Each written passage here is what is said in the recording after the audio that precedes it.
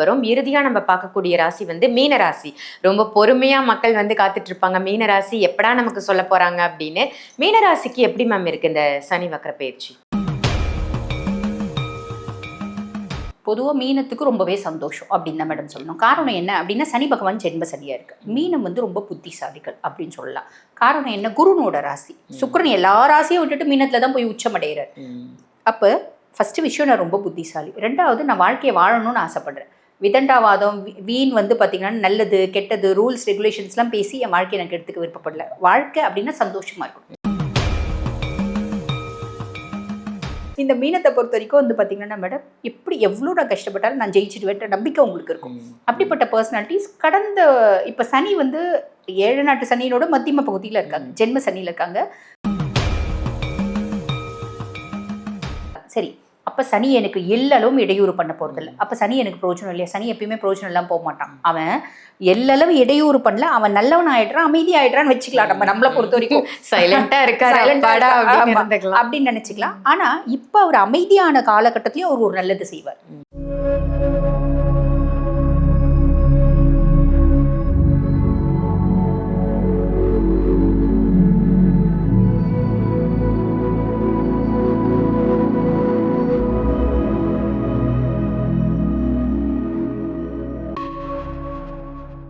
ஆன்மீக பரிகார நேயர்கள் அனைவருக்கும் அன்பான வணக்கங்கள். இன்னைக்கு நம்ம யாரை சந்திக்க வந்திருக்கோம் அப்படின்னு பாத்தீங்கன்னா, அஸ்ட்ராலஜர் தீபா அருளாளன் மேடம் தான் சந்திக்க வந்திருக்கோம். வணக்கம் மேம். வணக்கம். எப்படி இருக்கீங்க? நல்லா இருக்கேன் மேம். நீங்க நல்லா இருக்கேன் மேம்.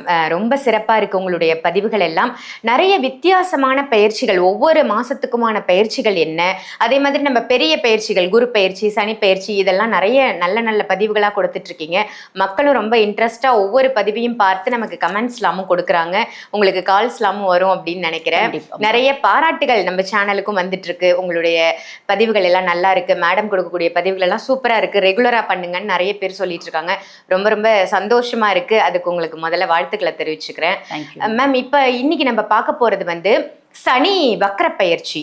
ஜூலை மாதம் 27ஆம் தேதி வருது. அது வந்து எத்தனை மாதங்களுக்கு இருக்கு, எத்தனை நாட்களுக்கு அது கண்டினியூ ஆகுது, ஒவ்வொரு ராசிக்கும் வந்து என்னென்ன மாதிரி விஷயங்கள் அந்த சனி வக்ர பயிற்சியில மக்களுக்கு நடக்க போகுது மேம்? கண்டிப்பா மேடம். இப்ப நிறைய பேருக்கு என்ன தோணும் அப்படின்னா, இப்பதான் சனி பகவான் பயிற்சியானார், சனி பகவான் பயிற்சினால நம்மளுக்கு இந்த மாதிரி நல்ல விஷயங்கள்லாம் நடக்க போகுது அப்படின்னு சொல்லியிருக்காங்க. இப்ப சம்பந்தமே இல்லாம சனி வக்ர பயிற்சின்னு ஒண்ணு கொடுக்குறாங்களே அப்படின்ற ஒரு எண்ணம் வரும் மேடம். அப்ப சனி வக்ர பயிற்சி அப்படின்னா என்ன அப்படின்னு மக்களுக்கு புரிய வைக்கலாம். பொதுவாக வந்து பாத்தீங்கன்னா மேடம், சனி பயிற்சி அப்படின்றது சனி ஒரு ராசியில இருந்து இன்னொரு ராசிக்கு டிராவல் பண்ணி போறது அப்படின்னா, அதுக்கு அவரு 2.5 வருஷம் காலகட்டம் எடுத்துப்பார், ஒரு ராசியில இருந்து இன்னொரு ராசிக்கு போறது. இப்ப சனி பகவான் மீனத்துல இருக்கார். மீனத்துல இருக்கவர் இப்ப வக்ரகதி அடைகிறாரு. அததான் வக்ர பயிற்சி அப்படிங்கிறாங்க. வக்ரகதினா மீனத்துல இருந்து அவர் கும்பத்துக்கு வர்றது இல்லை மேடம், ராசி மண்டலங்களை கடக்கிறது இல்ல, மீனத்திலேயே தான் இருப்பாரு. நட்சத்திர பாதத்தை கடப்பார், மீனத்திலேயே இருப்பாரு. ரொம்ப சிம்பிளா சொல்லணும் அப்படின்னா, ரொம்ப ஸ்லோவா மூவ் ஆவாரு அப்படின்னு சொல்லலாம். நல்ல ஸ்பீடா ஓடிட்டு இருந்த சனி பகவான் ஸ்லோ மோஷன்ல போறாரு அப்படின்னு வச்சுக்கலாம். ஆல்ரெடி அவர் மந்தம் தான் இருந்தாலும் அந்த மாதிரி நம்ம மைண்ட்ல வந்து செட் பண்ணிக்கலாம். சோ இந்த சனி பகவான் வக்ரகதி அடையக்கூடிய காலகட்டத்துல என்ன அப்படின்னா, இட்ஸ் ரெவ்யூ பீரியட் அப்படிம்பாங்க மேடம். வாழ்க்கையில இது ஏற்கனவே நடந்துருச்சையா நம்மளுக்கு திரும்பவும் அப்படின்ற மாதிரி விஷயங்கள் வரும்.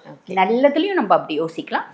சில மன கஷ்டங்கள், மனசஞ்சலங்கள், உறவுகள் கிட்ட ஏமாந்தது, உறவுகள் கிட்ட சந்தோஷப்பட்டது, குழந்தைங்களால மதிக்கத்தக்க ஒரு பேர் வாங்குறது, குழந்தைங்களால கஷ்டப்பட்டது எல்லாமே திரும்பி வராம இருக்கும் லைஃப்ல. It's a review period. நம்மளுக்கு ஒரு கர்மிக் லெசன்ஸ் அப்படின்றது வரும்.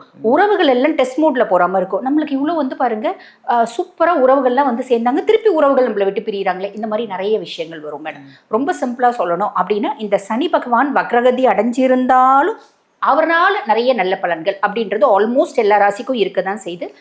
எந்தெந்த ராசிக்கு என்னென்ன பலன்கள் நம்ம பார்க்கலாம். அதுக்கு முன்னாடி இது எவ்வளவு காலகட்டம் அப்படின்னு நீங்க கேட்டீங்க. ஜூலை 27 இருந்து டிசம்பர் 11 வரைக்கும் சனி பகவான் வக்ரகதி அடைஞ்சிருக்காரு மேடம். ஆனா பலன்களை நம்ம 2ஆ தான் சொல்லணும். காரணம் என்ன அப்படின்னா, ஜூலை 27 இருந்து டிசம்பர் 11 வரைக்கும் வக்ரகதி அடைஞ்சாலும் நவம்பர் 1 வரைக்கும் குருனோட பார்வை இருக்கும். 1/11 இருந்து குருனோட பார்வை இருக்காது. ஆக வக்ரகதி அடைஞ்ச சனி பகவான் குருவின் பார்வையினால் கொடுக்கக்கூடிய பலன்கள். வக்ரகதி அடைஞ்ச சனி பகவான் குருனோட பார்வை இல்லாம குரு அதிசாரமா வந்து பாத்தீங்கன்னா சிம்மத்துக்கு போவார். சிம்மத்துக்கு போகும்போது கொடுக்கக்கூடிய பலன்கள் அப்படின்னு 2ஆ நம்ம சொல்லணும். அப்ப கிளைண்ட்ஸ் வந்து என்ன பண்ணணும் அப்படின்னா, மக்கள் வந்து அந்த ஸ்கிப் பண்ணாம பாக்குறாங்க அப்படின்னா நம்ம சொல்லக்கூடியது தெளிவா புரியும் மேடம். நிச்சயமா. ஏன்னா இதுல 2 விதமான விஷயங்கள் மேம் வந்து சொல்ல போறாங்க. ஸோ ஒவ்வொரு ராசி நேயர்களும் உங்களுக்கான பதிவை வீடியோ ஃபுல்லா பாருங்க, ஸ்கிப் பண்ணாம பாருங்க. அப்பதான் 2 விஷயமும் உங்களுக்கு தெளிவா புரியும். இப்ப நம்ம ஒவ்வொரு ராசியா பார்த்துடலாம் மேம். கண்டிப்பா வரும். இறுதியா நம்ம பார்க்கக்கூடிய ராசி வந்து மீன ராசி. ரொம்ப பொறுமையா மக்கள் வந்து காத்துட்டு இருப்பாங்க, மீன ராசி எப்படா நமக்கு சொல்ல போறாங்க அப்படின்னு.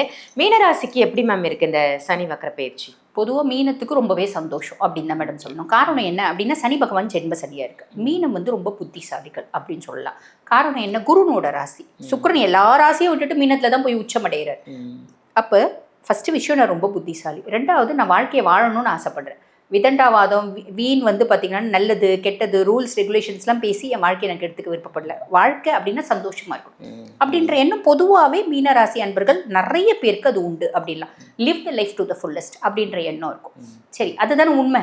நம்ம எல்லாருமே பிறந்துட்டோம், எல்லாருமே சாவ போறோம். நடுவில் எனக்கு கஷ்டம் கஷ்டம் கஷ்டம்னு நெகட்டிவாவே யோசிச்சுட்டு இருக்க, பாசிட்டிவா யோசிச்சு போயிட்டு நிம்மதியா ஹாப்பியா இருந்துட்டு போயிடலாம். ஆமா, எத்தனை முறை விழுந்தாலும் நான் எழுந்துப்பேன் அப்படின்ற ஒரு எண்ணம் தான் வேணும் இல்லைங்களா?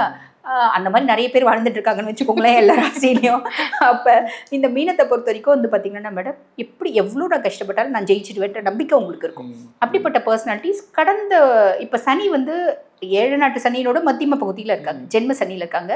சனி பகவான் ஃபர்ஸ்ட் 2 வருஷம் கூட எங்களுக்கு பெருசாக இல்லைங்க. இந்த ஜென்ம சனியை வந்ததுலேருந்து என் புத்திசாலித்தனம் தான் என்னோட மூலதனம்.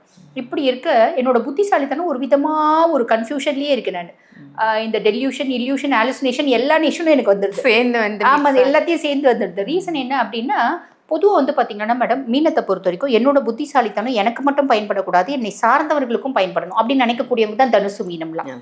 தன்னை நம்புறவங்களுக்கு முழுசும் சப்போர்ட்டிவாக இருப்பாங்க. பொதுவாகவே ஜோதிடத்தில் ஒரு கருத்து உண்டு, மீனராசி நட்பு கிடைச்சா விட்டுறக்கூடாது அப்படிம்பாங்க. ஏன்னா அந்த பர்சன்ஸ் வந்து ரொம்ப சப்போர்ட்டிவ் அப்படிம்பாங்க. அப்படிப்பட்ட பர்சன்ஸ் எல்லாருக்கும் நான் வந்து பார்த்தீங்கன்னா ஒரு மென்டாராக இருந்தேன், கைடாக இருந்தேன், வெல்விஷராக இருந்தேன், அவங்கள கைட் பண்ணேன், நல்ல ஆலோசனைகள் கொடுத்தேன். இப்போ எனக்கே ஆலோசனை பண்ண முடியலப்பா, என்னோட ஒரு விஷயத்தை நான் முடிவு பண்ணுறதுக்கே ரொம்ப வந்து பார்த்தீங்கன்னா தடுமாறு அப்படின்ற மாதிரி ஒரு சூழ்நிலை. அது காரணம் யாரு அப்படின்னா சனி ஜென்ம சனியை உட்காந்து அந்த மாதிரி உங்க மூளையை தில்லிட்டு இருந்தா எதுலையுமே நிம்மதி இல்லை. உங்களுக்கு கொஞ்சம் காலமா எதுலையுமே நிம்மதி இல்லை, எதுலையுமே சந்தோஷம் இல்லை. யார் யாரெல்லாம் நம்பணும் அவங்களாம் என்ன முதுகுல குத்துற மாதிரி இருக்காங்க. எல்லாம் என்ன பண்றாங்க, என்னோட கஷ்ட நிலையை அவங்களுக்கு சாதகமா பயன்படுத்திக்கிறாங்க. ஒரு பொம்பளை பிள்ளை இருக்கு அப்படின்னா ஒரு பையனை லவ் பண்ணிச்சு, அந்த பையன் வந்து ஏமாத்திட்டு அந்த பொம்பளை ரொம்ப கஷ்டத்துல ஃப்ரெண்டுன்னு ஒருத்தன் வந்து அவனே வழிய பேசுறா, இந்த பிள்ளை சொல்லுது, அதை அவனுக்கு சாதகமா பயன்படுத்தி அவனுக்கு வந்து இந்த பொண்ணு டிபெண்ட் ஆகுறான், அவன் யூஸ் பண்றான். இந்த மாதிரி நிறைய விஷயங்கள் இருக்கு. அப்படி ஒரு கஷ்டத்துல இருந்த மீனம் அது ரொம்ப இளம் வயசு பிள்ளைங்களுக்கு, அது படிக்கிற பிள்ளைங்களுக்கு அதுக்கு மேலே எனக்கு படிப்பில் பயங்கர டிஸ்ட்ராக்ஷன்ஸ் இருக்குது, படிப்பில் நான் வந்து தோற்றுணுன்ற எண்ணம் இருக்குது, இந்த மாதிரியெல்லாம் ஓடிட்டு இருந்துச்சு. ரொம்ப பெரியவங்களுக்கு எவ்வளோ நாள் தான்ப்பா இன்னும் ஓடிட்டே இருக்குது, முடியல என்னால், நான் வந்து இனிமேல் பட்டு வந்து பார்த்திங்கன்னா எதை பற்றியும் யோசிக்காமல் எதை பற்றியுமே வந்து ஒரு ஆசை இல்லாமல் நான் இருக்கலான்னு யோசிக்கிறேன். இந்த மாதிரியெல்லாம் நிறைய பேர் யோசிச்சாங்க. இப்போ என்ன பெரிய ப்ளஸ் அப்படின்னா சனி வக்ரகதி அடைகிறார். அதுவே ஒரு ஃபர்ஸ்ட் ரிலீஃப். என் மூளையை தின்னுட்டு இருந்தவன் அமைதியாகிறான், அவன் வீக் ஆகிறான், அதுவே ஒரு ஃபர்ஸ்ட் ரிலீஃப்.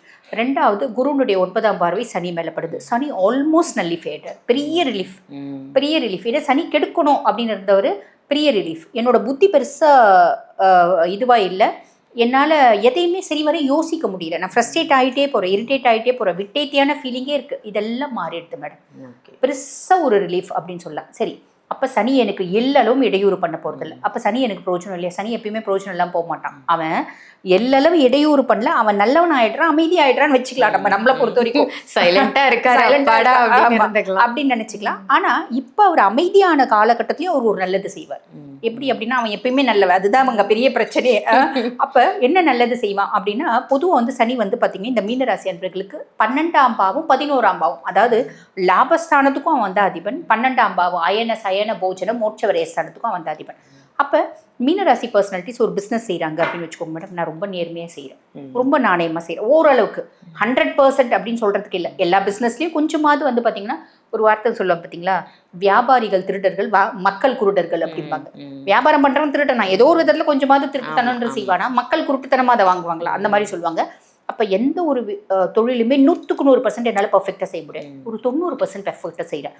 அப்படி இருக்கிற ஆனால் எனக்கு பெருசாக லாபம் வரல, ஏமாற்றி ஃப்ராடுத்தனம் பண்ணி மற்றவங்களை வந்து பார்த்தீங்கன்னா ரொம்ப சிம்பிளாக சொன்னோன்னா கூட மேடம், ஆன்மீகன்ற பேரில் ஒரு தாயத்தை 10,000 ரூபாய் ₹1,00,000 விற்கிறவங்களா இருக்காங்க. ஒரு தாயத்து 10 ரூபாய் தாயத்தை, சாமி நீ வந்து நல்லா வழிபாடு பண்ணி எல்லாம் பண்ணுற, ஒரு 1000 ரூபாய் சொல்லு, ₹1,00,000 சொல்கிறவங்க, ₹10,00,000 சொல்கிறவங்களா இருக்கான். அதை மக்கள் வாங்குறாங்க. அந்த மாதிரிலாம் வந்து ஏமாத்துறவங்க இருக்காங்க பார்த்தீங்களா, அந்த மாதிரிலாம் நான் செய்யல. நான் ஹானஸ்ட்டாக இருக்கேன். ஆனால் எனக்கு பெருசாக லாபம் சம்பாதிக்கவே முடியல. இந்த மாதிரி அவங்களோட லாபம் குறித்து, அவங்களோட வருமானம் குறித்து ஆழ்மனது ஆசைகள், ரொம்ப நாள் கவலைகள் நிறைய இருக்குது அப்படின்னா, அத்துணை கவலைகளுக்கும் ஒரு தீர்வு அப்படின்றது நீ செய்யக்கூடிய தொழிலில் பக்காவாக லாபம் வரும். சனி இந்த காலகட்டத்தில் அதை ஏற்படுத்தி கொடுத்துரும். அதே மாதிரி எல்லாருக்கும் ஃப்ரெண்ட்ஸ் இருக்காங்க, எனக்கு ஃப்ரெண்ட்ஸே இல்லையே அப்படின்னு சொல்கிறதுக்கு வாய்ப்பு கம்மி, ரொம்ப கம்மி தான் இருப்பாங்கன்னு வச்சுக்கோங்களேன். ஒரு 1000ல் ஒரு பிள்ளை அப்படி சொல்லுதுன்னா இந்த காலகட்டத்தில் நல்ல ஃப்ரெண்ட்ஸ் அவங்களுக்கு கிடைப்பாங்க. ஓகேங்களா? எங்கள் அக்கா எங்கள் அண்ணெல்லாம் ரொம்ப வசதியாக இருக்காங்க, எனக்கு எந்த விதத்தையும் சப்போர்ட் பண்ணவே மாட்டேங்கிறாங்க. நான் ரொம்ப ஏழ்மையாக இருக்கேன். இல்லை எனக்கு காசு பண்ண வேணாம், ஒரு மாரல் சப்போர்ட் இருந்தால் போதும் நான் ஆசைப்படுறேன். அவங்க குறித்து உன்னோட ஆழ்மனது ஆசை என்ன, அது நிறைவேறும். இப்படி நிறைய நல்ல விஷயம் நடக்கும் மேடம். அதுக்கப்புறம் 12ஆம் பாவம். ரொம்ப நாளாக எனக்கு வந்து பார்த்தீங்கன்னா வெளிநாடு போயிட்டு 10 மலை முருகனை போய் பார்த்துட்டு வரணும்னு ஆசையா. மலேசியா போயிட்டு ரொம்ப நாளாக கதிர்காம முருகனை போய் பார்க்கணுன்னு ஆசை. ரொம்ப நாளாக அறுபடை வீடு நான் வந்து பார்த்தீங்கன்னா டூர் போகணுன்னு ஆசை. ரொம்ப நாளாக நான் வந்து காசிக்கு போகணுன்னு ஆசை. இப்படி என்ன ஆசைகள் இருக்குது, பல ஆசைகள் நிறைவேறும். கண்டிப்பாக அந்த ஆசை நிறைவேறிடும், கவலையப்பட வேண்டாம். ரொம்ப நாளாக வீடு கட்டணும்னு ஆசை, ரொம்ப நாளாக பிள்ளைக்கு நெகநெட்டு வாங்கணும்னு ஆசை, வெளிநாடு போய் வேலை செய்யணும்னு ஆசை, வெளிநாடு போய் படிக்கணும்னு ஆசை, நான் வந்து சொந்தமாக நல்ல லக்ஸரிஸ் கார் வாங்கணும்னு ஆசை, ஒரு 2 வீலர் வாங்கணும்னு ஆசை. அவங்கவுங்களோட வாழ்வாதாரத்துக்கு ஏற்ற மாதிரி அவங்கவுங்களுக்கு ஆசைகள்னு இருக்கும் இல்லைங்களா மேடம்? நிச்சயமா எனக்கு ஒரு ஏற்ற மாதிரி என்ன ஆசையோ ஆசைகள் அது நிறைவேறக்கூடிய காலகட்டம். எனக்கு 100 ஆசை இருக்குன்னா கடைசி 10 ஆசையாவது அதை நிறைவேறிடும். சனி வந்து உங்களை கெடுக்கிறத நிறுத்திடுவான். அதுக்கும் மேலே அவன் எந்த பாவம் சம்மந்தப்பட்டவன் அந்த பாவத்துக்கான ஒரு நல்ல விஷயத்த கண்டிப்பாக செஞ்சுடுவான். இதை வந்து சனியை ஈசனை எப்படி நம்பலாமோ அந்த மாதிரி சனியை நம்பலாம். சாலிடாக செஞ்சுடுவான், கவலைப்படணும் அப்படின்ற அவசியமே இல்லை. இந்த காலகட்டம் இது எல்லாமே வந்து பார்த்தீங்கன்னா மேடம் குருனோட பார்வை இருக்கும்போது கடகட கடகட நடக்கும். குருனோட பார்வை இல்லாத போது கடைசி 40 நாட்கள் திரும்பி ஒரு குழப்பம் வரும். திரும்பவும் நானா மறுபடியும் முதல்ல இருந்தா மறுபடியும் நான் குழம்ப ஆரம்பிச்சுட்டுனா திருப்பி எனக்கு பிரச்சனை வருமா அப்படின்ற மாதிரி ஒரு குழப்பம். Just an illusion. அது இல்லை, திரும்பி ஜென்ம சனி ஆக்டிவேட் ஆகிட்டான். அவனை நம்ம எப்படி டீல் பண்ணணும், நிறைய வேலை செய்யணும், யாரை பற்றியுமே பேசக்கூடாது. காசிப் பேசுறது கண்டிப்பாக சனிக்கு பிடிக்காது.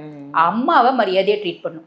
எங்கள் அம்மா வந்து தப்பான அம்மாங்க, எதுவாக இருந்தாலும் அம்மா தானே, எதுவாக இருந்தாலும் அம்மா. பெத்த தாய் வந்து பார்த்தீங்கன்னா சனி யார் வந்து பார்த்தீங்கன்னா பெத்த தாயை அவமரியாதை பண்ணுறாங்களோ, பெத்த தாயை கவனிக்கலையோ அவங்கள சனிக்கு வந்து சுத்தமாக பிடிக்காது அப்படின்னு சொல்லலாம்.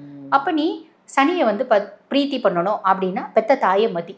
அவங்க நல்லவங்களோ கெட்டவங்களோ ரொம்ப தப்பானவங்களாவே இருந்தாலும் அவங்களுக்கு நீ என்ன வேணுமோ கொடு. எங்க அம்மா வாங்கிட்டு கூட என்ன திட்டுவாங்க, அட வாங்கிட்டு நீ என்னத்துக்கு திட்ட கேட்டுட்டு இருக்க, கொடுத்துட்டு வந்து அவ்வளவுதான். இந்த மாதிரி சில விஷயங்கள் செய்யும் போது சனி பிரீத்தி அடைவான். ஆக ஜென்ம சனியா திருப்பி வந்து அவர் வந்து நம்ம மூளையை தின்னாலும் நம்மளுக்கு அந்த அனலைஸ் பண்ணக்கூடிய கெப்பாசிட்டி அப்படி வந்துடும். அந்த 40 நாட்கள் செல்ஃப் டிரான்ஸ்ஃபர்மேஷன் அப்படின்னு சொல்லலாம்.